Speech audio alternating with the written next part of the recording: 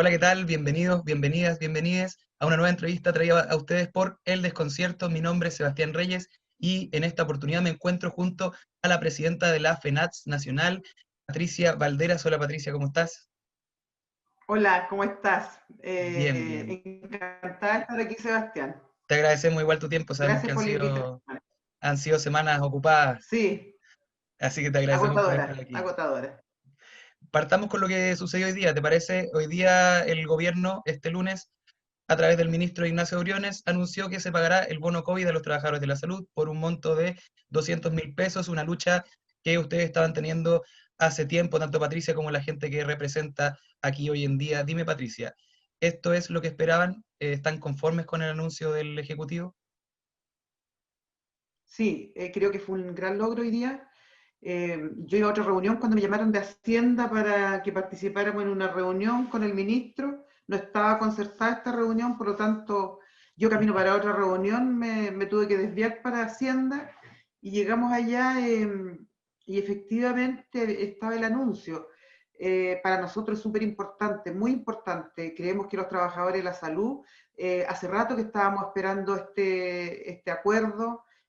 Lo venimos conversando hace 7 meses, primero con el ministro de Salud, con el cual no logramos el acuerdo y él después, digamos, tiró la responsabilidad a Hacienda por intermedio de la mesa del sector público. Nosotros realmente consideramos que eso no debió ser porque confunde también más que confundir las cosas, confunde los montos, el presupuesto, porque eso también es una moneda de cambio para dejar de dar otros beneficios. Entonces, lamentablemente así fue y tuvimos que también tener unas reuniones bastante pesadas con el ministro, donde en, al segundo día de la negociación nos llama también a los 7 gremios de la salud a una reunión privada, digamos, de los 16 gremios, los 7 gremios de la salud salimos a reunirnos a una reunión para hablar del bono COVID que había quedado pendiente por también cuestiones del ministro que en su momento dejó de entregar estos beneficios y nosotros consideramos que ya lo íbamos a conseguir ya en el Parlamento. Pero como se colocaron en la mesa del sector público, el segundo día de negociación, el ministro nos llama y quiere que firmemos por el bono de reconocimiento para los trabajadores de la salud. Así lo llamó él. Resulta que ahí habían dos bonos que habíamos ganado nosotros en el Congreso, habíamos ido a pelearlos mientras estábamos en la negociación con Salud, con el ministro de Salud, habíamos ido a pelearlo cuando se estaba votando el presupuesto de la Nación. Y ahí quedó establecido en la glosa 25 que estos dos bonos ya tenían respaldo del presupuesto. Pero el ministro Briones es bastante hábil con las palabras, hábil con los acuerdos, hábil para sacarse de encima problemas. Así que nos llamó a una reunión y nos dijo que habían decidido entregar un reconocimiento a los trabajadores y este era entregar en tramo 1 a todos los funcionarios el trato al usuario, que un bono que nosotros recibimos anualmente y que lo entregan de acuerdo a una encuesta que hacen, ¿ya? Perfecto. Se hace una encuesta y de acuerdo a los resultados de ella hay 3 tramos y ahí se califican los hospitales de acuerdo a cómo se fueran comportando según la población, según los pacientes. Ya, y como no se han dado, hace 2 años esa encuesta no se ha podido hacer, efectivamente los funcionarios estaban perdiendo parte de su sueldo.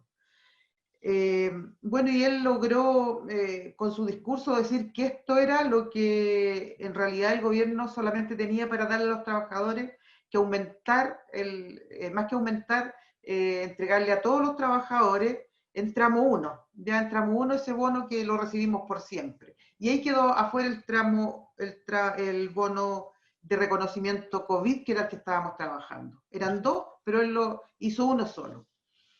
Y Ya ese en es el ese que se momento da ahora. ¿sí? Mira, en ese momento nosotros fuimos dos gremios que decidimos no firmar. ¿Por qué no firmamos? Porque de nuevo el ministro nos estaba mintiendo y nos estaba haciendo perder beneficio para los trabajadores. Entonces ahora entrega ese bono que había dejado afuera y lo entrega, lo saca de la mesa del sector público, nos llama a una reunión acá a Hacienda y firmamos ese acuerdo. Ahí, bueno, yo firmé porque considero que era lo que estábamos buscando. No me podía negar porque los trabajadores, era eso lo que querían. Entonces, yo firmé obviamente ese bono y creo que la gente está muy, muy contenta. Hasta hoy día, por todos lados nos han llegado, digamos, las felicitaciones, las preguntas, cuándo se va a pagar, etcétera.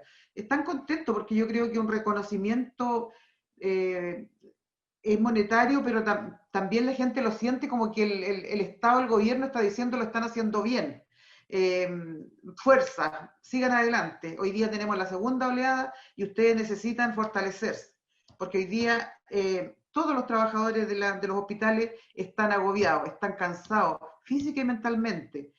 Hacen turno tras turno tras turno y lamentablemente no hay otra forma de enfrentar esta pandemia porque tampoco hay recursos suficientes para seguir reemplazando a los funcionarios, ¿ya? Hay una cantidad importante de trabajadores que están afuera, una porque se están recuperando de haber tenido el COVID, otros que están en cuarentena, otros que están afuera porque tienen mayor de 60 años, son un grupo de riesgo, y otro grupo que tiene enfermedades de base que tampoco pueden estar ahí. Por lo tanto, hay una debilidad importante en la cantidad de trabajadores que hay en los hospitales.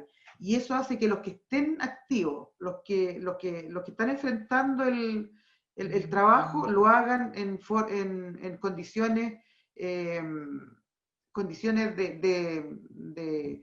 tanto de salud, física y mental, como dije antes, peor que cuando empezaron. Pero además no tienen los elementos de protección personal suficientes como para hacerlo.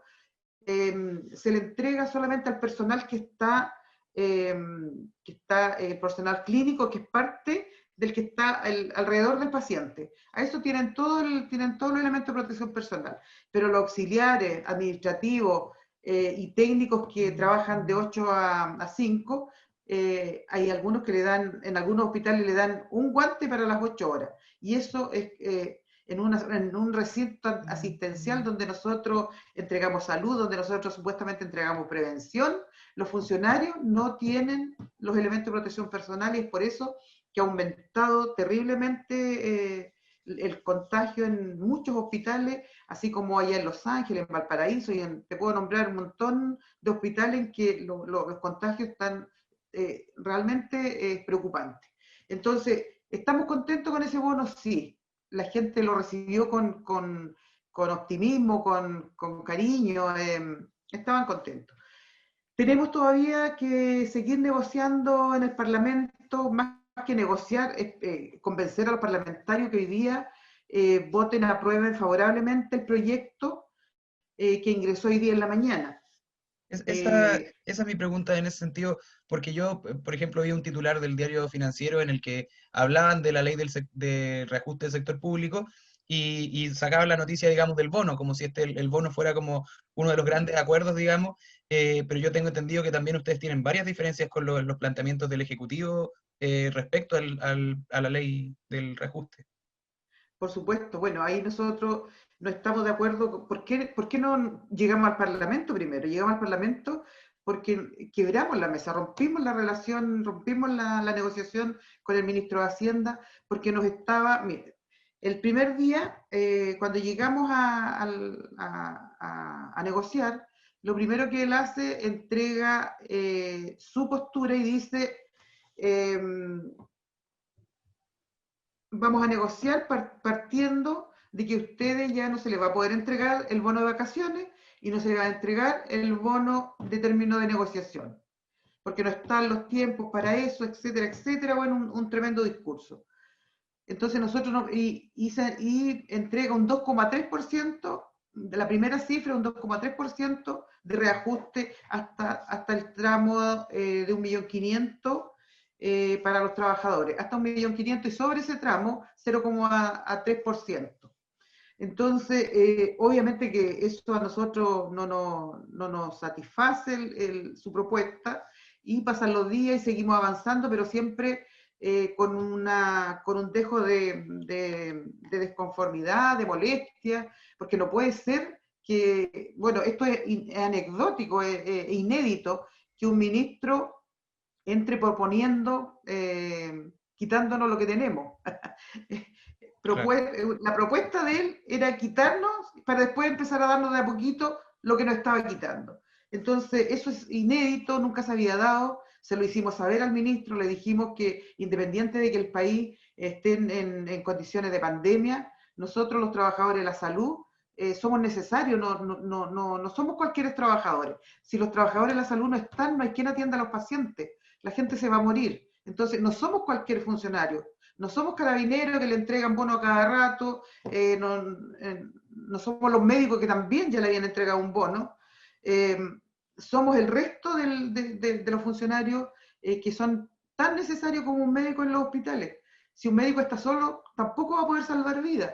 Por lo tanto, lo que hace el gobierno, dividir a los trabajadores, lamentablemente, entregándole dulces por aquí, dulces por allá, pero en el fondo, ¿qué dijimos nosotros? Nosotros no vamos a aceptar, ministro, después la última oferta que hizo un 2,7 7 para los sueldos hasta al tramo de 1.500.000 y 0,8. y sobre eso 0,8.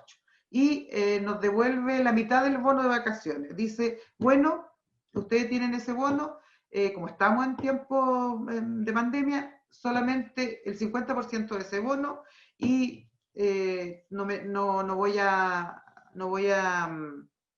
decir nada sobre el bono de término de conflicto porque todavía no lo he conversado, todavía no lo tengo decidido. ¿Ya?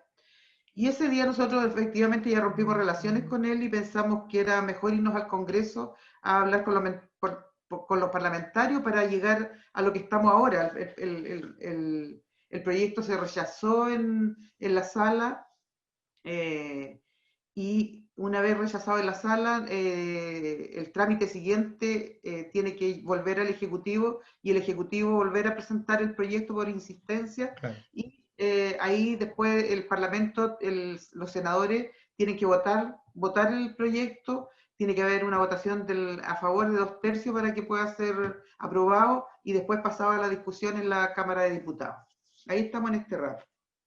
En ese sentido, hablar de, hablar de un reconocimiento, que este bono es como un reconocimiento a los trabajadores, claro, un reconocimiento monetario, los trabajadores obviamente lo agradecen, son lucas que les ayudan, pero sientes a lo largo la sensación que te queda del proceso en general, de la pandemia en general, de las negociaciones que han tenido con el Ejecutivo, ¿sienten que el gobierno los reconoce realmente como trabajadores de la salud? No, absolutamente no, porque si el gobierno reconociera la labor que están llevando los técnicos, auxiliares, administrativos, profesionales, profesionales de todo tipo, enfermeros, kinesiólogos, toda la gama de profesionales que hay en un hospital, si ellos lo reconocieran, no tendríamos que haber estado negociando ese bono, no tendríamos que haberlo pedido. En realidad nosotros no lo pedimos en su inicio, quien lo solicitó al Ejecutivo fueron los senadores.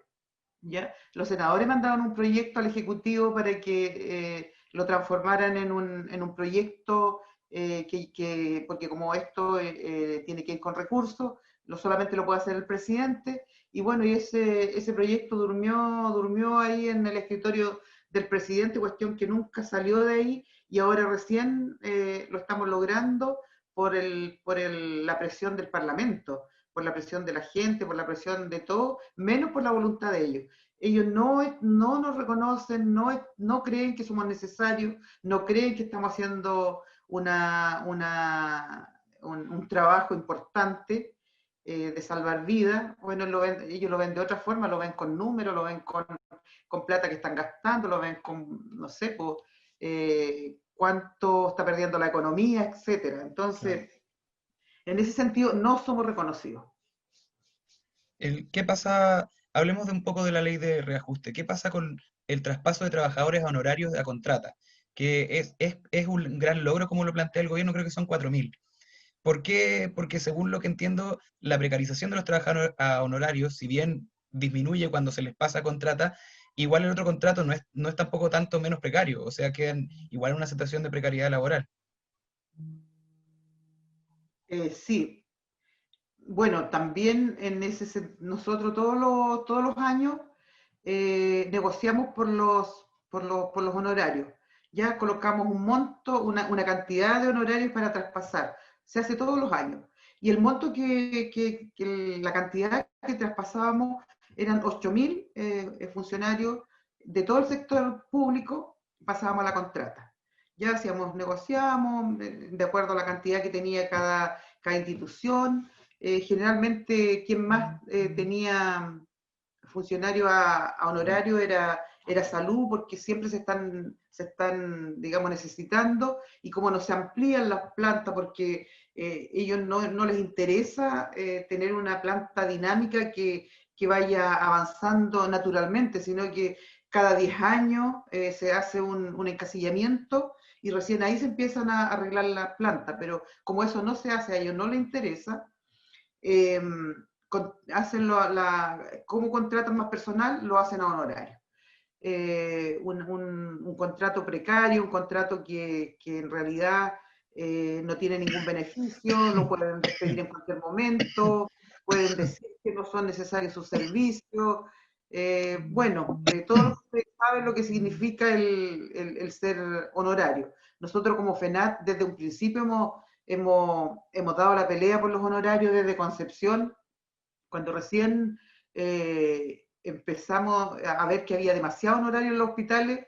Hicimos unas paralizaciones allá en el Hospital Regional de Concepción y colocamos digamos, en el tapete el tema porque eran demasiados.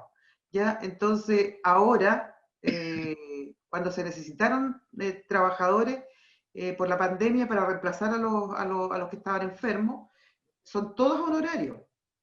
Y incluso en algunos servicios como Valparaíso y la cuarta región, la octava también, todavía adeudan los sueldos a los trabajadores. Eh, Llevan 3 meses sin pago en algunos lugares. Después le van pagando de a poco y siempre va quedando una colita, total que siempre están atrasados en sus pagos. Cuestión que no corresponde porque en todo el servicio público los dineros están, no tendrían por qué no pagarse en la fecha que corresponde. Y eso también se nota la precariedad del funcionario, del trabajador, porque no tiene cómo defenderse, no tiene cómo reclamar que le están debiendo su sueldo. Nosotros lo hemos hecho, hemos interpelado al ministro por esa falta de ética, de ver que hay funcionarios que están trabajando, arriesgando la vida, atendiendo a los pacientes con COVID y no se les pagan sus sueldos. Entonces, en eso, bueno, recibimos en su momento la atención del ministro, que hizo, digamos, dio las órdenes para que se pagaran en ese momento, pero al poco tiempo después se fue de nuevo, fueron quedando trabajadores que aún se les adeudan sus sueldos. Sin duda que el tema de los honorarios para nosotros es un temazo, porque lo que queremos es que no existan más los honorarios en los servicios públicos. No debieran contratarse honorarios, debieran entrar a contrata con todos los beneficios que le corresponden a cualquier funcionario público. Y tengo entendido que Pero no igual ha la sido justo. contrata, ¿Mm? tengo entendido que igual la contrata los pueden también, digamos, sacar en cualquier minuto y tampoco les pagan finiquito ni ninguna de esas cosas legales. O sea que hay Claro, que ir por el código porque del trabajo. claro, nosotros no somos Código del Trabajo, No, estatuto somos del administrativo. Estatuto Administrativo, por lo tanto, al que despiden se va con las manos vacías, así como llegó sin ni uno. Aunque esté a honorario, esté contrata, lo mismo. Da lo mismo, da lo mismo. O que sea titular, si se manda una embarrada y tiene que irse si es titular, también se va sin nada. También. Eh, ¿Qué? pero digamos, de alguna forma, lo que a nosotros nos respalda o nos interesa mantener es en la carrera funcionaria, porque el ser titular, cuando los funcionarios pasan a titular, pueden estar toda la vida ahí, ¿ya? los contrata después de 2 años, son prácticamente titulares, porque no se despide a un contrata que lleva más de 2 años, incluso es parte de la ley. Entonces, eso, el ser contrata también es positivo comparado Con un con un honorario. honorario, de todas maneras. Incluso hay gente que, hay trabajadores que les acomoda más ser contrata, porque siendo contrata puede ascender, puede pedir que le paguen más si, Perfecto. acumula, si hace nuevas tareas, ¿ya? Puede ascender en el grado, y siendo titular no.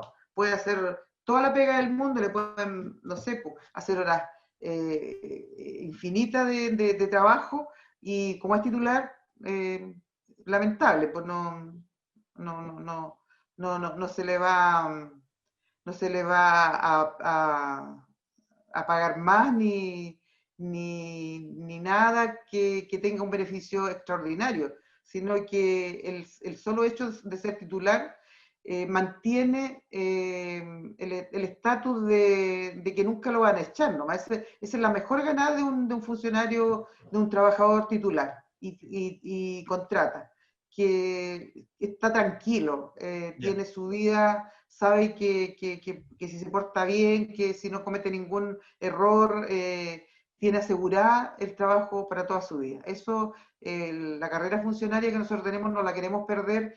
Muchas autoridades han tratado de entrar en esta ley y poder desarmarla y poder colocarle algunas indicaciones que vaya desarmando esa carrera. Lo han hecho algunos gremios incluso. Hay un gremio que, no sé si lo conocen, pero que nosotros igual rompimos relaciones en ese momento con ellos, porque intentaron hacer una carrera paralela, que son los profesionales de la FEMPRU. Intentaron hacer una carrera paralela que no les dio resultado, porque en el camino se dieron cuenta que era un error, pero es lamentable que cuando las autoridades pretenden, eh, digamos, quitarle beneficio a los trabajadores, de repente ya como que estamos acostumbrados a que hagan los intentos, Claro. pero que dirigentes y trabajadores pretendan debilitar esa carrera funcionaria, creo que es peligroso. ¿Qué me dices de esta doble batalla a la que lo somete el gobierno? Porque por un lado tenemos a la gente peleando contra la pandemia y por el otro lado teniendo que llevar a cabo una movilización para luchar por su dignidad como trabajadores y trabajadoras. ¿Qué te parece esta situación a la que lo somete el gobierno en plena crisis sanitaria? Bueno, es lamentable, yo lo dije hoy día cuando me tocó, digamos, hablar, cuando hicimos el acuerdo del bono COVID, que lamentamos que el gobierno eh, no se dé cuenta que mantiene a los trabajadores preocupados de defender sus derechos laborales, cuando debiera estar con toda su energía y con toda su emoción, lo físico, lo mental, pendiente de un paciente, pero tiene que estar pendiente también de no perder sus beneficios como trabajador. Y efectivamente creemos que un gobierno es lamentable que siga insistiendo en no reconocer a los trabajadores, sigue insistiendo en quitarle beneficios.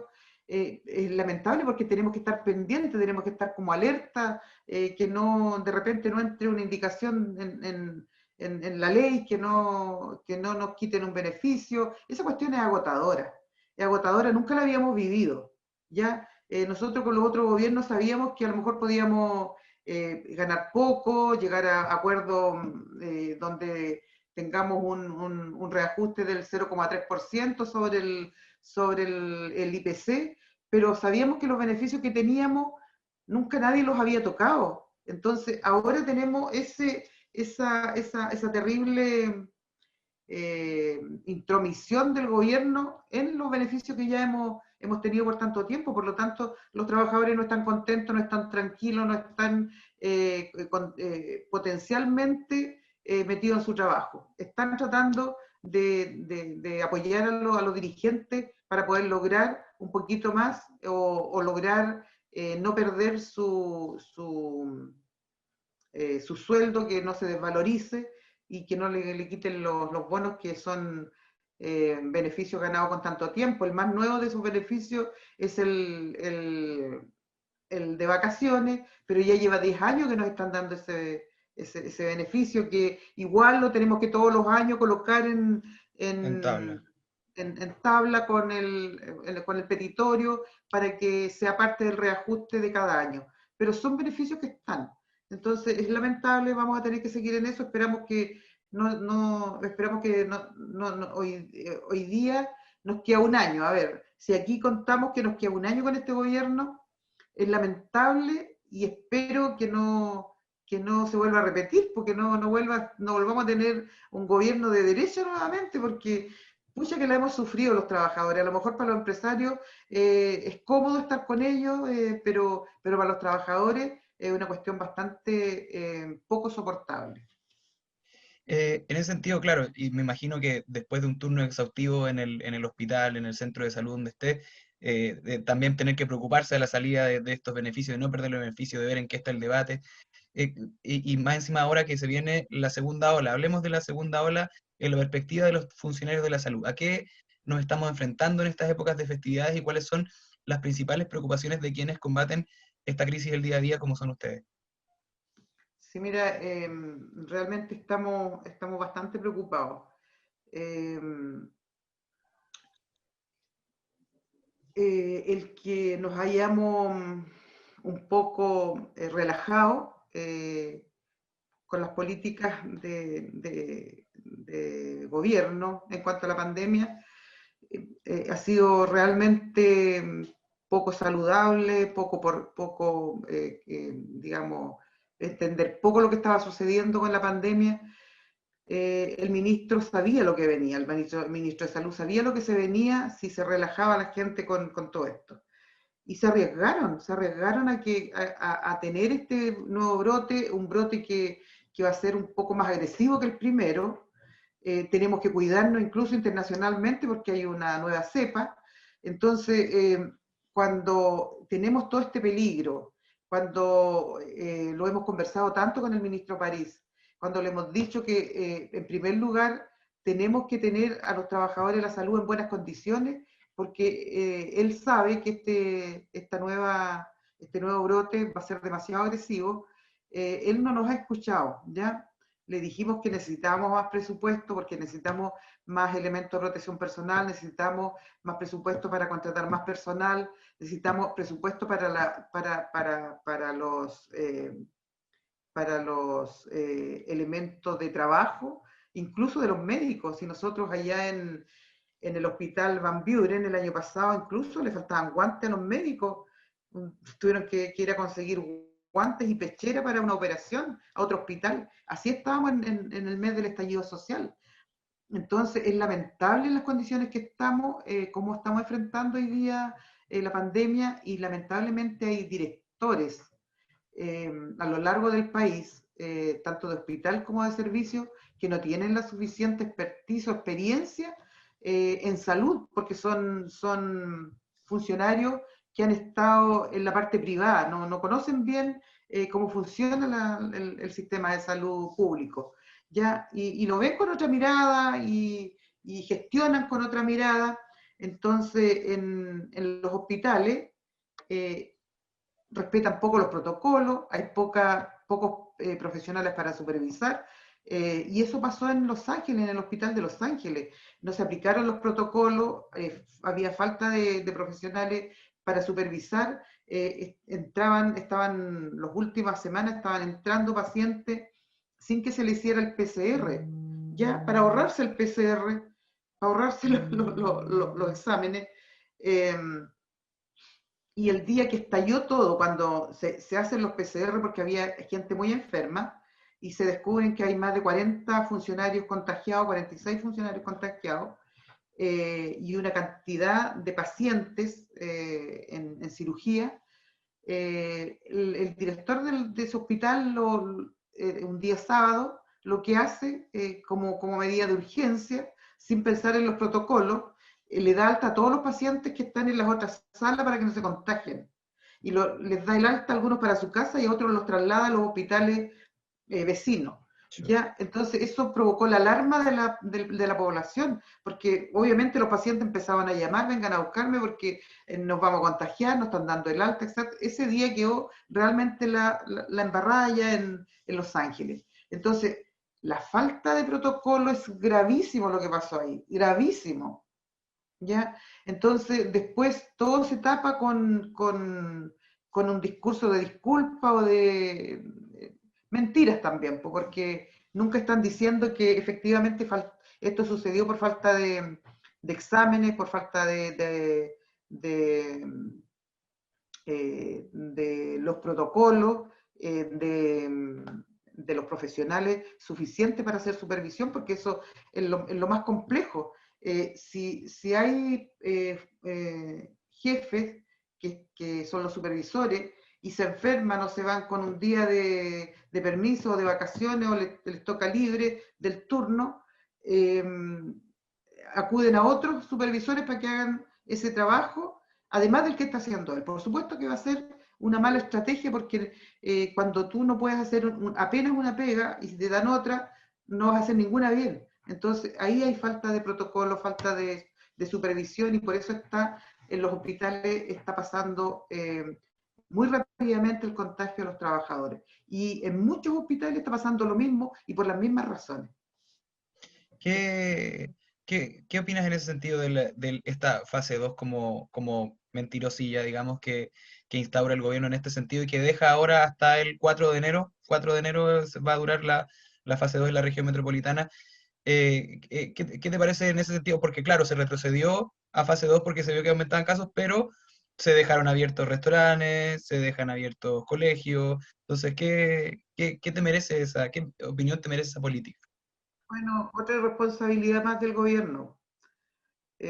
Cuando ellos pronostican que van a haber aumento de contagio, por supuesto que lo están haciendo porque saben que no están haciendo bien las cosas, que no están colocando las restricciones suficientes, porque, bueno, uno puede entender que hay un problema grande de que mucha gente ha perdido su fuente laboral, muchos negocios han tenido que cerrar. Nosotros lo entendemos, yo creo que todo el mundo lo entiende, pero yo creo que es preferible ser duro en ese sentido, pero salvar la vida de las personas. O sea, no puede ser que tengamos un rebrote de la pandemia en donde lamentablemente va a fallecer una cantidad importante de personas porque realmente no se hicieron y no se aplicaron políticas que evitaran que eso sucediera. Entonces, irresponsabilidad del gobierno, sigue siendo irresponsable, sigue pensando en los empresarios, sigue pensando en que es mejor no perder un trabajo, pero sí perder la vida. Entonces, tal vez los que deciden esto trabajan en espacios con suficiente distancia, distancia social, a lo mejor lo más probable es que en sus casas, tremendas casas, lo puedan pasar súper, digamos, distanciado, pero la población en sí no, no. Entonces, hoy día yo salí al centro y veo, pero repleto todo. Cuando iba caminando para Hacienda, todo repleto. Gente Es comprando lamentable. regalos. Pero filas, enormes filas para entrar a las tiendas, para entrar a los restaurantes, a todo. Increíble. O sea, yo lamento y siento pesar de lo que está pasando. Creo que eh, este país no se merece lo que está pasando porque es un país que tiene recursos, un país que puede echar mano a endeudarse, echar mano a las reservas de ahorro. Muchos gobiernos por más de 30 años lo hicieron bien y es un país que tiene económicamente, está bien catalogado, o sea, es un país que no tiene riesgo para ir, un país que para todos los empresarios es bueno. Para quien no es bueno, es para los pobres, no es bueno este país. Entonces, lamentable. Si tuvieras que escribir la gestión del ministro París en pocas palabras, ¿qué dirías? Eh, una gestión débil, una gestión débil y con poco don de mando del ministro, porque un ministro no se puede comprometer a algo y después decir que no puede porque no tiene los recursos. Entonces no tiene poder político, no tiene espaldas para hacer lo que él quiere, porque en muchas ocasiones nos dijo, yo estoy convencido de esto, pero si él está convencido y no pudo lograrlo, yo considero que es un ministro débil, y que no tiene espaldas políticas para hacer la Y la gestión del gobierno durante la pandemia. pésima, pésima, porque pudo hacer muchas cosas. O sea, este país cuando llegó el primer contagiado, ya teníamos la Tenemos, experiencia de varios países, de España, y acá hicimos lo que no debíamos hacer, sabiendo que íbamos a tener adverso. Eh, Creo que se pudo hacer más, creo que el gobierno, el presidente debió tener políticas más claras y más inclusivas para la población, en donde colocar a disposición los presupuestos para poder atender bien, para tener más camas UCI, que siempre se están haciendo, hoy día se hacen pocas. En Concepción, Talcahuano, por todo el sur no hay camas ya, no hay camas para pacientes críticos. Entonces, a esta altura, después que pasamos la primera oleada, no aprendimos nada y no aumentamos las camas, no aumentamos la dotación. Entonces, claro que yo creo que una pésima gestión del presidente en tiempo de pandemia. te quiero agradecer, Patricia, por tu tiempo. Tuvimos un poco de problemas ahí con la señal al final, pero Sí, son cosas típicas propias de estas entrevistas por sí, Zoom. Te quiero absolutamente. agradecer, te quiero agradecer tu disposición. Muchas gracias a toda la gente que nos vio también, que nos ve. Nos pueden buscar también en nuestras redes sociales, en Twitter, Facebook, Instagram, como El Desconcierto. En Instagram tenemos una cuenta de respaldo porque nos hackearon la que teníamos antes, pero la pueden encontrar como El Punto Desconcierto. Y también pueden visitar nuestra página web para enterarse de la actualidad de Chile y el mundo. Te quiero agradecer una vez más, Patricia, por esta entrevista y suerte en todo lo que viene por delante, la negociación con la ley del reajuste, que vamos a ver en qué queda. Gracias, Sebastián. Esperamos tener pronto una respuesta buena para poder celebrar, para poder estar contento un rato. Y bueno, aprovecho de saludar a todos los que nos están viendo, saludar a la gente de salud, saludar a todos los funcionarios públicos, pero en especial saludar a la población de Chile. Decirle que nos cuidemos porque el presidente no nos va a cuidar, decirle que nosotros nos cuidemos, que debemos andar con mascarilla, que tratemos de tener la distancia social, porque nadie nos va a cuidar si nosotros no lo hacemos. Por favor, cuidémonos. Muchas gracias, Adiós. Patricia, por esos consejos. Hasta pronto. Nos vemos en otra oportunidad. Hasta pronto.